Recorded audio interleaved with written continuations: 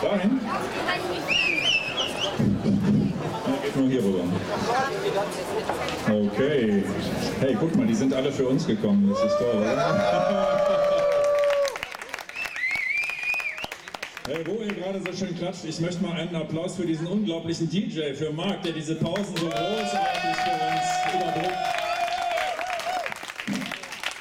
Marc, hast du gehört? Das ist für dich. Wo bist du eigentlich? Ja, auf diesem wunderbaren Programm für diesen wunderbaren Tag, da steht irgendwie 17:30 Uhr, glaube ich. Kurze Rede, Michael Zobel, also ich bin Michael Zobel. Wissen vielleicht manche, okay, stopp, wir haben nicht viel Zeit.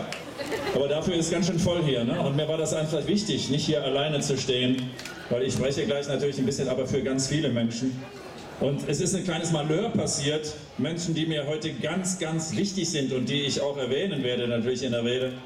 Ich bin ein alter Sack, ne? Und es gibt aber viele junge Leute. Ich sage einfach nur das Thema Fridays for Future. Die hatten vorhin einen kleinen, wie heißt das, Redeslot und haben auch, warum auch immer, es hat nicht geklappt. Und jetzt sind die hier und ich finde das total wichtig, dass die hier sind. Und deswegen gebe ich ein bisschen was ab und die beiden sagen jetzt was. Erstmal danke an dich, dass du uns ein bisschen was von deiner Zeit abgibst. Wir sind Jakob und Nele und wir sind heute hier von Fridays for Future Aachen.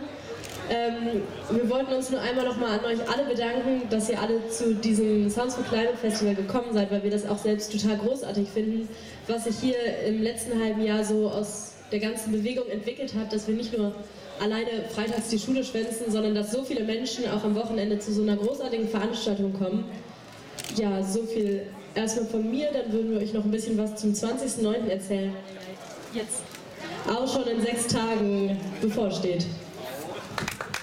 Ja. Und zwar, ich hoffe, ich muss keinem hier mehr sagen, was denn jetzt nächsten Freitag stattfinden wird. Und zwar planen wir unseren nächsten großen globalen Klimastreik. Und dazu treffen wir uns in Aachen um 10 Uhr am Elisenbrunnen, werden dann um 11 Uhr von da aus losgehen Richtung Europaplatz und vom Europaplatz dann weiter Richtung Kennedy Park. Und im Kennedy Park haben wir dann noch Programm und wir haben eine Kundgebung angemeldet bis 18 Uhr und das wollen wir auch füllen und ich kann jetzt auch schon direkt mal 2 Bands sagen, die wir auf jeden Fall da haben werden und dann ist das Worst Club und The Quick Steps. Sind auf jeden Fall beides auch Aachener Bands, die sich von sich aus bereit erklärt haben, uns zu unterstützen, was mich natürlich sehr freut. Und ich hoffe, dass auch da wieder mindestens genauso viele Leute sind wie hier heute.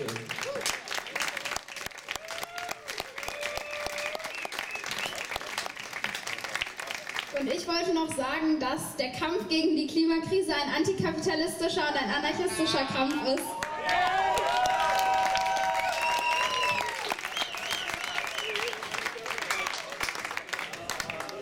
Ja, ist eigentlich alles gesagt, ne? Jo, so, da bin ich wieder dran. Ja, ich meine, manche Menschen hier schon mal gesehen zu haben. Unter anderem in einem Wald, gar nicht so weit weg von hier. Ja, es ist 5,5 Jahre her, man muss sich manchmal kneifen, ne? Und da hatte Eva, die da steht, hatte die Idee, lass uns doch mal zu diesem Wald fahren, lass doch mal gucken, wir waren da noch nie. Und da kam dann die Idee, wir machen da Waldspaziergänge. Mai 2014, erster Waldspaziergang. Der 13. Oktober, ich glaube der 66. Und ich denke spätestens am 13. Oktober begrüßen wir Teilnehmerinnen oder Teilnehmer Nummer 55.000 bei Waldspaziergängen im Hambacher Wald. Eine unglaubliche Geschichte. Und ihr habt dazu beigetragen und viele, die hier sind. Und wo ihr gerade am Klatschen seid. Ich glaube, das alles hätte es niemals gegeben. Die Waldspaziergänge, die großen Demos. Fridays for Future weiß ich nicht genau, aber viele Sachen hätte es nicht gegeben, ohne Menschen, die seit 7 Jahren in diesem Wald wohnen, die diesen Wald beschützen unter höchstem persönlichen Einsatz, unter höchsten persönlichen Opfern. Und ein paar von denen sitzen da oben und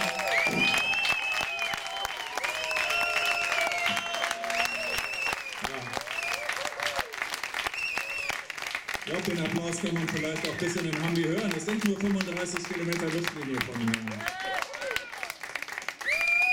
Ja, und dann haben viele gedacht nach dem letzten Jahr, jetzt ist doch gut, wir haben doch gewonnen, ist doch super, der Wald bleibt stehen. Und aus diesem Irrglauben müssen wir euch aufwecken. Wer in den letzten Tagen, in den letzten Wochen da war, es passiert ein absolutes Drama gerade in diesem Wald. Es wird uns beteuert von der Politik und von diesem Konzern. Ja, wir wollen den Wald erhalten, aber es passiert vor Ort genau das Gegenteil. Die Bagger stehen aktuell 50 Meter vor den Bäumen. Das bedeutet den Tod des Waldes. Das ist ein gewollter Tod. Es wird uns beteuert von LBE, vom Innenminister, von Ministerpräsident Laschet. Wir wollen den Wald erhalten. Und sie decken dieses Verbrechen, dass dieser Wald trotzdem vernichtet wird. Und das müssen wir alle zusammen verhindern und öffentlich machen. Und da setze ich auf euch, dass ihr hinkommt, dass ihr es öffentlich macht. Wir werden von morgens bis abends belogen im Moment aus dem Innenministerium, aus der Staatskanzlei. Und das muss einfach klar werden. Und der Druck muss immer größer werden, dass diese Lügen endlich aufhören und dass die Politik endlich ins Handeln kommt.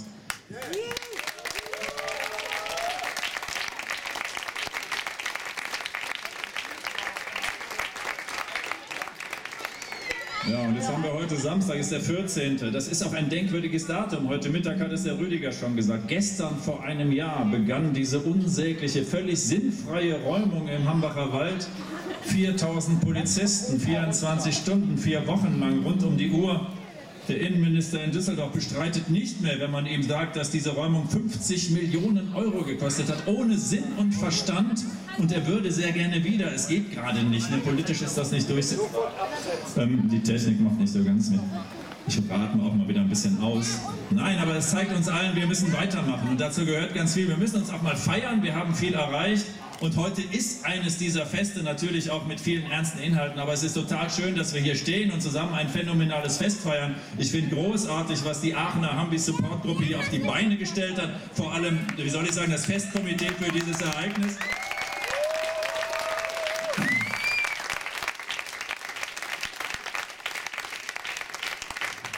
Super.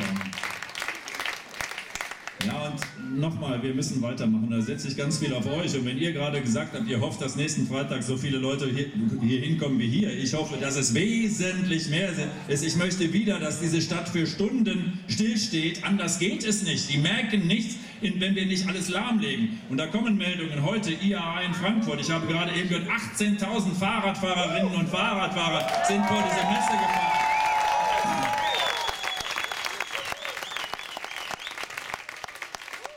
Und das ist genau das, was wir weitermachen müssen, alle zusammen. Und da habe ich auch ganz viel Hoffnung. Und solche Tage wie heute geben ganz, ganz viel Energie. Ja, wir machen weiter im Hambi, die Eva und ich. Und ich kann mir vorstellen, möchtest du auch mal kurz was sagen, oder? Ja, ja, ich quatsche immer alle tot, das wisst ihr. Ich gebe mal das Mikro darüber und dann gebe ich es darüber. Ja, schön, dass ihr alle da seid. Ich soll das Mikro näher halten. Ja, es ist jetzt einfach schon sehr viel gesagt worden. Ich finde, diese Bewegung wird immer größer, ist nicht mehr zu stoppen. Was mache ich falsch? Und was wollte ich sagen? Ja, jeder kann was tun. Wir sehen hier, veganes Essen ist lecker. Und wenn wir alle das kapieren würden, wären die Probleme viel kleiner. So, es geht also nicht nur um Autofahren, sondern auch um Essen. So, ich finde, vor allen Dingen sehen wir, wie verschieden wir sind. Und jeder kann etwas machen, jeder kann sich überlegen, was ist sinnvoll, was will ich ändern, was will ich meinen Kindern vorleben. Und egal wie alt man ist, man kann ganz viel verändern. Fangt an, sitzt zusammen, bildet Gruppen und lasst eure Fantasie freien Lauf. Danke.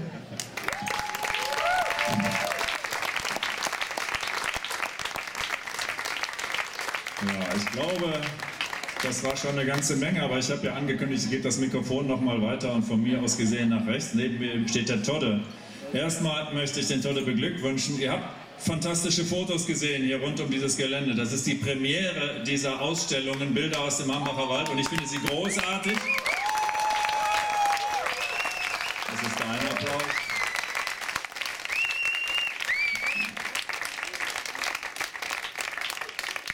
Ja, und dann ist es ja so, ich meine, ihr könnt es ja auch zugeben, ihr seid nicht wegen uns gekommen, sondern ihr seid gekommen wegen dieses tollen Festes, wegen dieses tollen, wie sagt man, Line-Ups des heutigen Tages.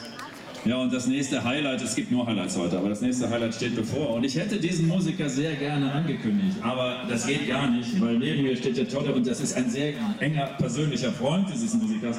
Und da ist es selbstverständlich, dass der Tolle, es fällt ihm jetzt gerade ein bisschen schwer, aber der kriegt jetzt das Mikro und der wird es schaffen, der wird diesen Musiker ankündigen. Und dann wünsche ich uns allen noch ein großartiges Fest, einen großartigen Abend und wir machen alle weiter. Danke.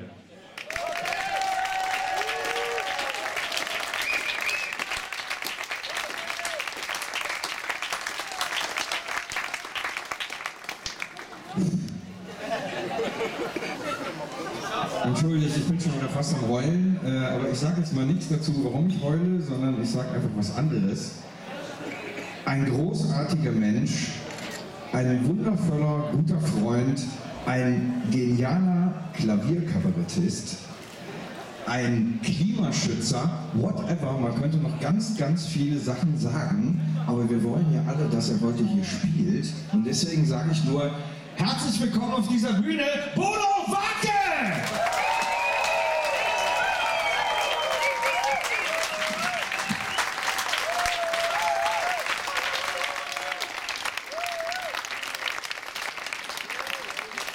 Vielen Dank. Schönen guten Tag, Aachen.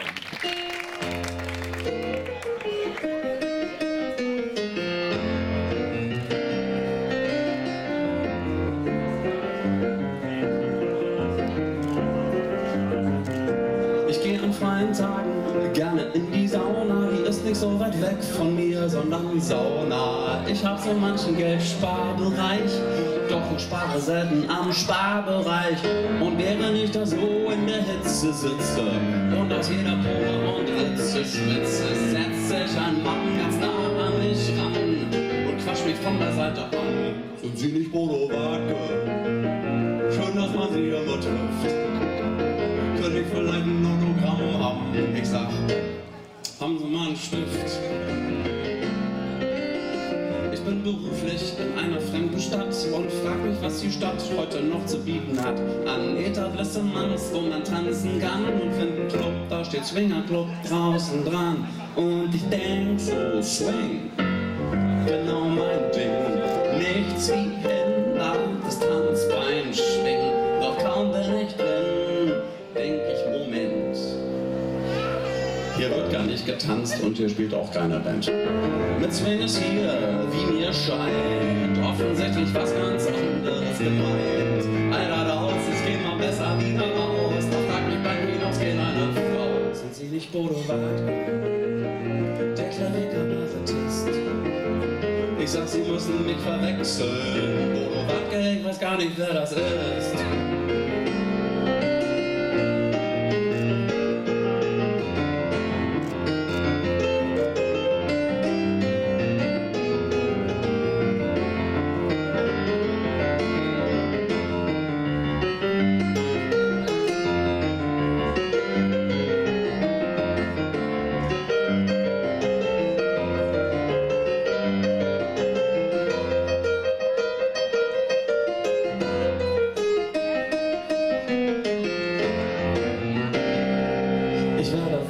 Mit ziemlich schlimmen Schmerzen im Kinn und habe nicht den blassesten Schimmer, wo ich bin.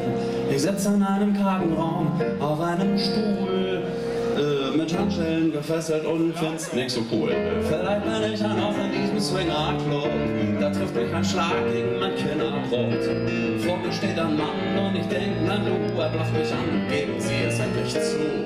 Sie sind Edward Snowden, der von uns gesuchte Whistleblower. CIA, Sie sind verhaftet. Ich sag, hier liegt ein Missverständnis vor. Ich bin Bodo Wartke, der Klavierkabarettist. Ich bin nicht Edward Snowden. Ich weiß wie Sie genauso wenig, wo der ist. Wie? Sie sind gar nicht Edward Snowden? Nein. Aber viele Menschen sagen, ich sehe ihm ähnlich. Ja, total. Wie aus dem Gesicht geschnitten. Ja, es gibt auch Menschen, die überhaupt nicht sehr aus wie Harry Potter. Sie sind Harry Potter. Nein, ich bin Klavierkabarettist. Ach so, dann sind Sie also Reinhard Grebe. Nein, doch, ich mach sowas wie er. Ah, verstehe. Sie sind Udo Jürgens. Ich sag, ja, genau der.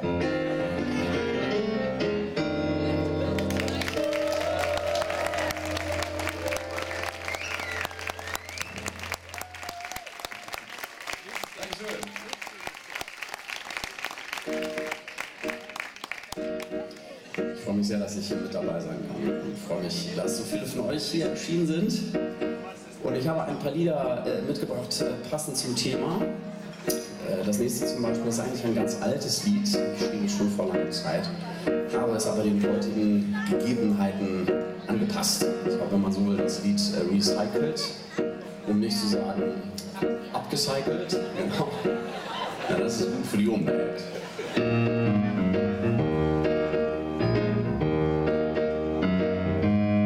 Ein Lied über das Wetter.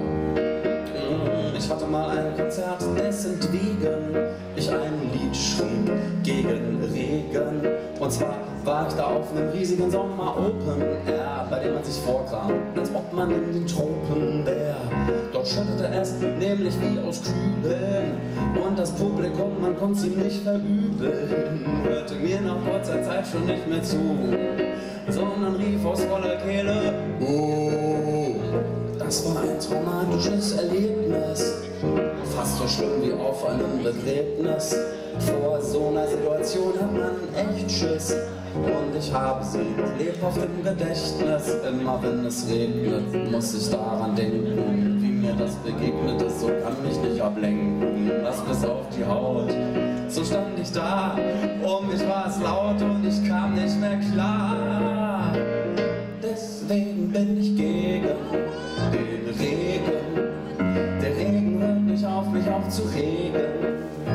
Regen macht mich tierisch depressiv.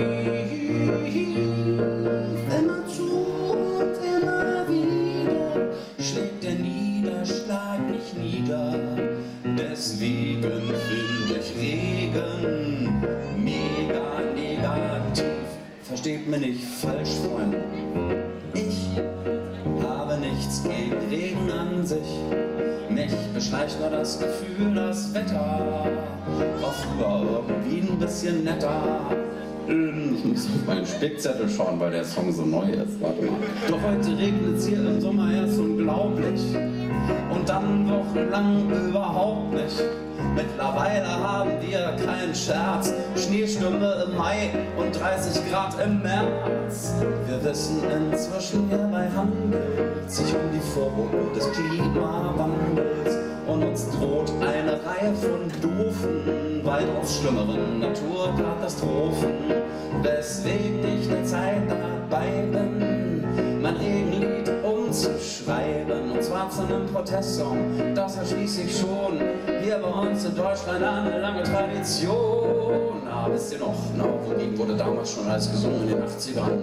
Pershing, atomare Aufrüstung, Gorleben, Brockdorf, Startbahn West, Waldsterben und nicht zuletzt auch gegen Ronald Reagan. Der hörte damals schon nicht auf, mich aufzuregen. Doch er war nix im Vergleich zu Nixon oder Trump.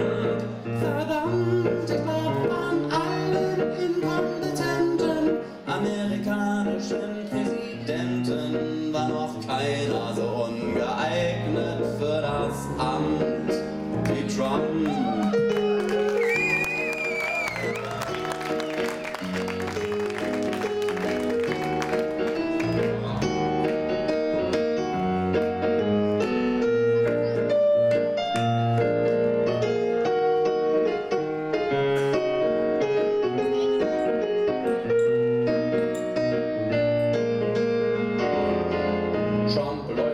Sich das Klima wandelt, es wäre schön, wenn der Mann endlich mal den Rand hält und auch unserer Regierung mal was einfällt, wie sie die selbstgesteckten Klimaziele einhält. Zum Glück rückt immer stärker ins Bewusstsein, wenn die Erde stirbt, wird das ein schmerzlicher Verlust sein und eine Ersatzerde haben wir gerade nicht da. Deshalb, sehr geehrte Frau AKK, Kolleginnen und Kollegen, es wird Zeit, dass Sie sich regen und bewegen, statt den Ast, auf dem wir sitzen, abzusägen. Es geht ums Überleben, drum nutzen wir jede Gelegenheit.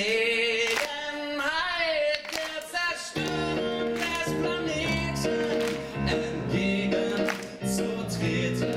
Freunde, machen wir uns bereit, denn es bleibt nicht mehr viel Zeit.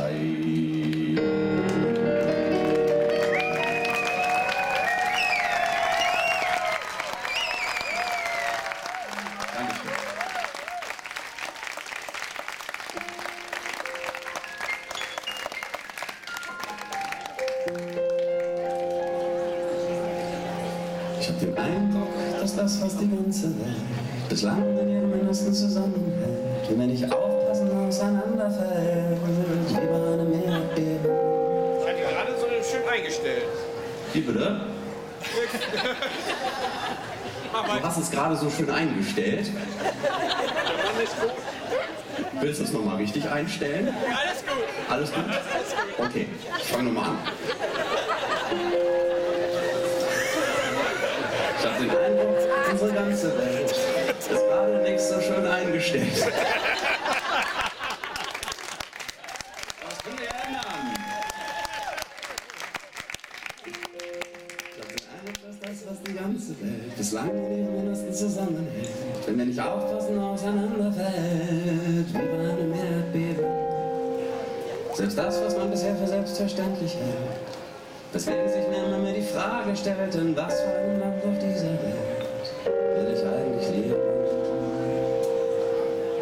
Im Land, in dem ich leben will, herrscht Demokratie, Staatsgründung, Kapitalismus, Gemeinwohlökonomie. Gemeinwohlökonomie ist ein wichtiges Wort. Gemeinwohlökonomie. Und jetzt bin ich raus.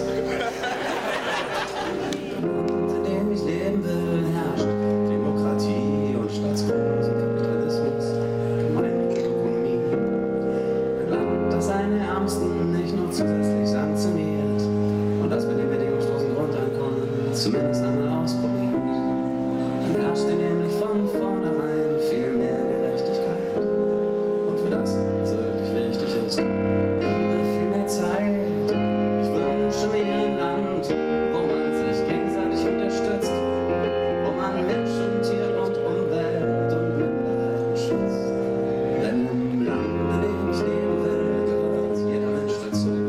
Egal ob L oder G oder B oder T oder I oder W. Ob jeder Hautfarbe noch Herkunft übereinbestimmt, sondern einzig und allein, wie man sich benimmt, ob man die Werte dieses Landes anerkennen kann oder ob man mit Frieden, Freiheit und Humanismus nicht sonderlich viel anfangen kann. Ich hätte nichts dagegen, will ich an dieser Stelle mal betonen, wenn all die Intoleranten und rückwärtsgewandt sind, irgendwo anders wohnen. Das Land, in dem ich leben will, wird regiert von einer Zunft, die sich von Besonnenheit leiten lässt, von Anstand und Vernunft. Menschen, die den Rechtsstaat und die Gewaltteilung respektieren, die sich nicht zum Alleinherrscher aufspielen und per Dekret regieren. Weder sind es chauvinistische, narzisstische Idioten, noch verlogene, rassistische Diktatoren und Despoten. Jeden, der nicht ihrer Meinung ist, zum Terroristen deklarieren, ihn schikanieren, inhaftieren, foltern und liquidieren. Das Land, in dem ich leben will, ist vor so etwas gefeit, denn es herrscht dort eine unabhängige Gerichtsbarkeit mit Richtern, die sich gegen Korruption und Willkür positionieren und wo nicht dafür plädiert wird, die Todesstrafe wieder einzuführen. Und Grundlage der Rechtsprechung ist ein vernünftiges Gesetz und kein altes Buch, das Gewalt propagiert und gegen Ungläubige hetzt. Ich wünsche mir ein Land, wo man die Menschenrechte anerkennt und dabei Staat und Kirche voneinander trennt. Denn im Land, in dem ich leben will, ist egal, was du bist, ob Buddhist, Moslem, Jude, Christ oder Atheist, weil sich selbstverständlich alle gegenseitig akzeptieren und keiner versucht, den anderen zu missionieren. Religion ist auch kein Vorwand zur Unterdrückung und auch nicht zur Legitimierung schlimmster Verbrechen wie etwa Kindesmissbrauch, Gewalt gegen Andersgläubige, andersdenkende Minderheiten und Frauen, gerade gegen solche, die sich gegen das Unrecht aufzubegehren trauen. Im Land, in dem ich leben will, sind Frauen gleichgestellt. Das heißt, für gleiche Arbeit kriegen sie das gleiche Geld. Man behandelt sie grundsätzlich mit gebührendem Respekt. Sie werden weder genital verstümmelt noch degradiert zum Sexobjekt. Und niemand schreibt ihnen vor, was sie tun und lassen sollen. Sie entscheiden selbst, wie sie sich kleiden und wen sie heiraten wollen. Und brauchen keine Angst zu haben, wie in anderen Ländern hier auf Erden, von der eigenen Familie umgebracht zu werden.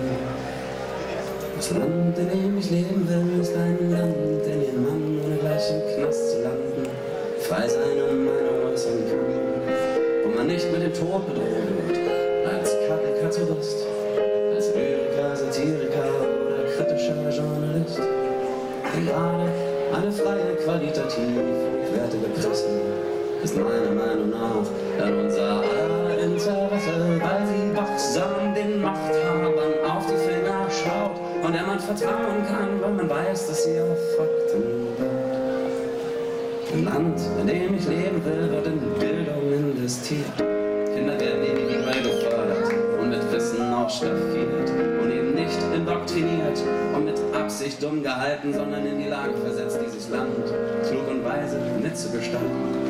Dann fallen sie auch nicht vermeintlich einfachen Lösungen anheim und gehen weder den religiösen Rattenfängern noch Populisten auf den Leim, weil sie sich eigenständiges Denken und kritisches Nachfragen erlauben. Je mehr die Menschen wissen, desto weniger müssen sie glauben. Das Land, in dem ich leben will, hat aus der Geschichte gelernt und ist keins, das sich von Menschlichkeit und Mitgefühl entfernt. Wo Holocaust und Klimawandel nicht geleugnet werden und nicht diejenigen in der Mehrheit sind, die dieses Land gefährden. Nein, in diesem Land ist man einander zugewandt. Statt Hass und Gewalt regieren hier Herz und Verstand. Ein friedliches Land, das nicht hintenrum zuhauf an andere Länder Waffen verkauft. Ein Land, das tolerant ist, aber gleichzeitig auch ganz klare Kante zeigt gegen jede Form von Intoleranz, das bei Unrecht laut wird und bei Nationalstolz still. Das ist mein Land, in dem ich leben will.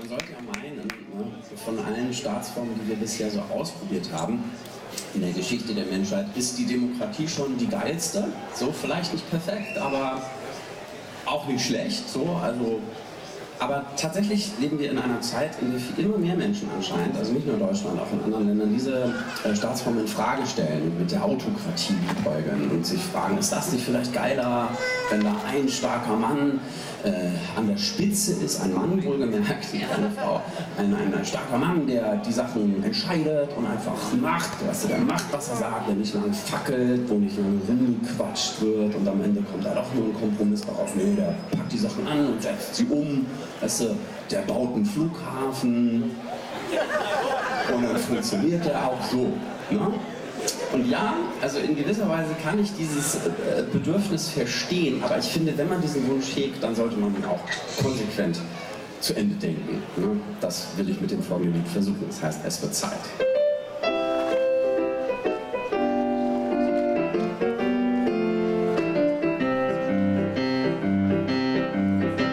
Warum regiert unseren schönen Staat nicht eigentlich auch ein Autokrat?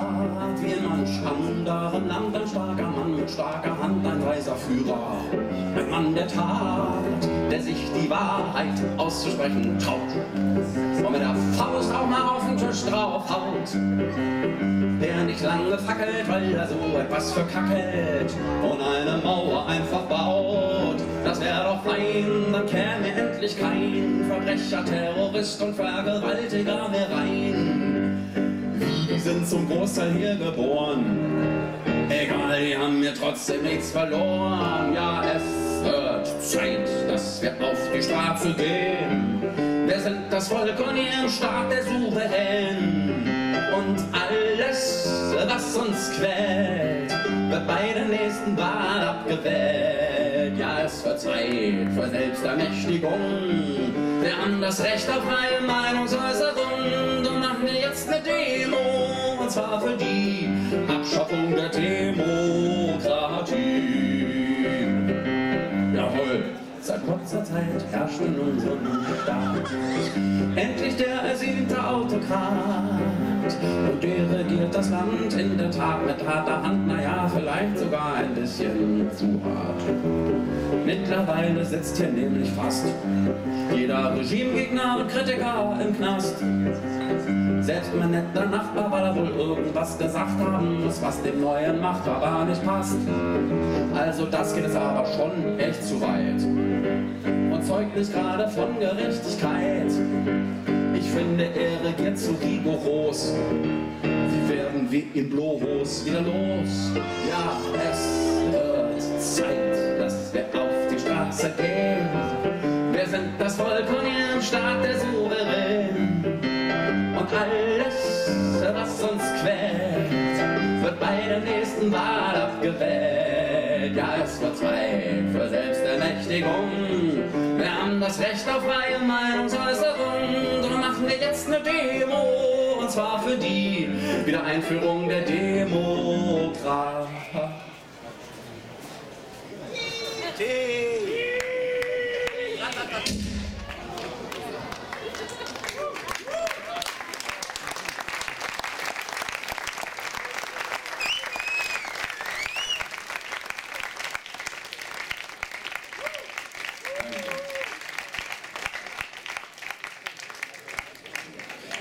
Habt ihr eine Ahnung, was die beiden erfolgreichsten Musikstile Deutschlands sind? Eine Vermutung. Schlager, auf jeden Fall, richtig. Volksmusik, nee, Punkrock leider nein. Das wäre schön, wenn es so wäre. Nein. Die zweite, also neben dem deutschen Schlager erfolgreichste Musikrichtung Deutschlands ist der Gangster-Rap. Eine Spielart des Deutschraps. Und Jahr für Jahr wurden beide Musikrichtungen mit dem deutschen Echo, also dem Preis der deutschen Schallplattenindustrie, ausgezeichnet, als es diesen Preis noch gab. Das Interessante ist, so viele Fans beide Stile auf sich vereinen können, es gibt unter ihnen keine Schnittmenge. Ja, man findet entweder das eine gut oder das andere. Schlagerfans können meistens mit Gangsterrap nicht so viel anfangen, weil sie die Musik für total stumpfsinnig halten.